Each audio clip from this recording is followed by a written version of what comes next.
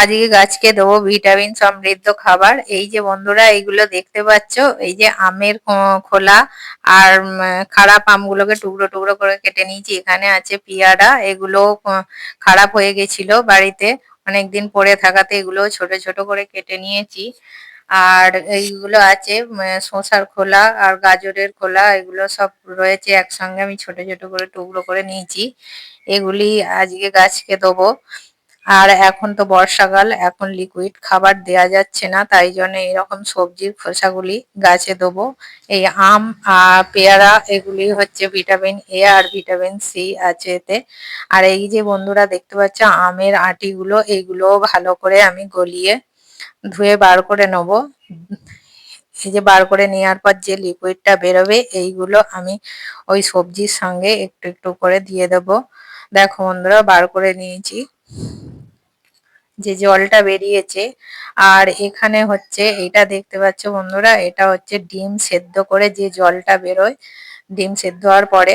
আর এগুলো ডিমের খোলা, এগুলো সব সবজির সঙ্গে আমি দিয়ে দেবো। আর ডিমের জলটা ডিম সেদ্ধ করার পর ফেলে না দিয়ে আমি গাছে দিয়ে দিই। এগুলি খুব ভালো, দিলে গাছ বাড়ে। আর এখন প্রতিদিনই বৃষ্টি হচ্ছে, তাই জন্য লিকুইড খাবার ভালো দেওয়াই যাচ্ছে না, তো এইভাবে আমি সবজির খোসাগুলো দিয়ে দেবো। দেখো বন্ধুরা এইখানে প্রচুর শসা গাছ হয়েছে, এই শসা গাছের বড় ভিডিও আমি পরে নিয়ে আসব।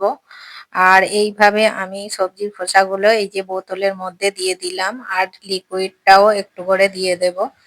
এই যে ফলের টুকরোগুলো বা সবজির খোসাগুলো দেখো বন্ধুরা দিয়ে দিলাম। আর এবার যে ডিমের যে সেদ্ধ করা জলটা ছিল এরকম অল্প একটু একটু দিয়ে দেবো। আর এগুলো দিলে কি হবে, বোতলেই এগুলি পচতে থাকবে আর ওর যে তরল লিকুইডটা বেরোবে গাছেতে খুব জোর ধরবে, গাছের পুষ্টিকর খাবার পেয়ে যাবে এ থেকে। আর এখানে হয়েছে তরমুজের চারা, এগুলোতেও আমি একইভাবে দিয়ে দিচ্ছি।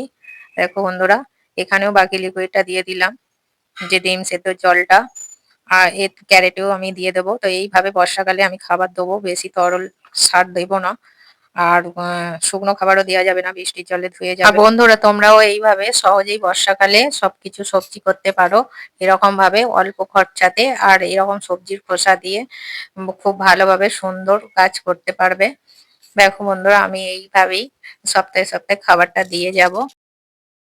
আর বর্ষাকালে যখন রোদ্দুর উঠবে তখন একবার করে সর্ষের খোল ভেজানো জল দিলে গাছ খুব সুন্দর বাড়বে। আর খুব সুন্দর সবজিও পেয়ে যাবে তোমরা।